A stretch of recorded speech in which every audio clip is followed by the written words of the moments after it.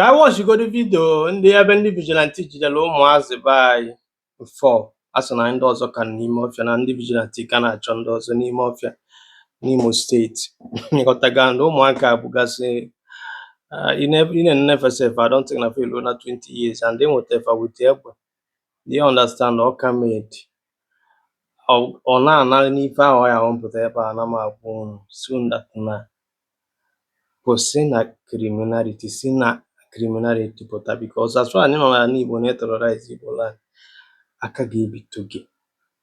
Do you understand? In no distance time thanks to the vigilante jidere foul because of foul mission. Do you understand what I'm saying? Go share the video.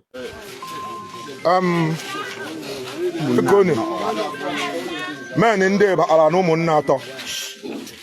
Men in there, every auto 8 people with auto 4 machine. I am jam one with the speed they have budget.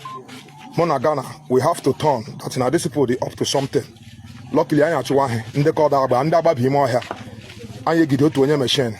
In the corner about him or her, you have a share.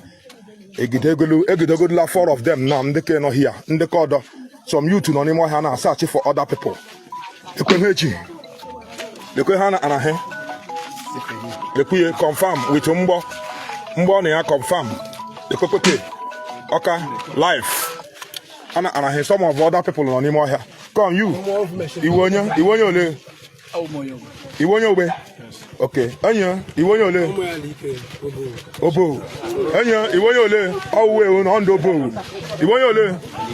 Eh? Is that? Alike where? Alike Obo. Anya, you want your lay. Alike Obo. I'm going to work on one. Ona ke wonye Obo. 10 of them wound Obo. Ke sia wonye Obo. Ogala for other people. Kaima add their mission ejiri biawa. Africa eju nu Obo le ko ejiri ba ana community anyị ụmụnna atọ ana achala here. Ogala for the very engage na akpa. Ihe ha na agoduru hi. For how we give the top ana community with the full loaded. All the full loaded. I ga ma na ejiri bia. Asem ka njigodu na ihu ndị Obo. There is no problem. I got my appointment that in this community abara enwekwere me. Akwefu ya abi. Ụmụazị akịta ya na afụkịta na sida na paya dị less than 25 or na padi early 25. You understand me? Eva ji egbe eme. Ịghọtago? Anyị pụta na agwụnụ maka insecurity na South East. Ka onye ọbụla tinyebe anya bụ okwu ọnụ maka nọọ ịkpa alụ ndị na-eme alụ ebido ịgba ọsọ na ya. Mana nke ọbụla anya na-ekwu maka insecurity na-eme na South East ebe ndị be anyị ga na-edefend the same people na-cause that insecurity. Then kere ka mụ na gị na-abụ ga-esi wee nweta peaceful society or better society. Onye ọbụla kịta na can be committing crime na-agwa gị na ọ na-eme ife Biafra. That is the issue at the hand na Igbo now. Do you understand what I'm saying? Onye ọbụla ịghọtago ipress ya mụọ kịta na ị ga-aghọta izin ndị a ji eme ife ma ọ bụ na aba pressịrị mụ ya just minor interrogation. Another thing m chọrọ ịgwa ndị security before unu na-apụta operation make jenichọ groove na-agba n'aka especially mgbe ọbụla unu na-achọ ịhandụrụ weapon belong to ndị unu jidere.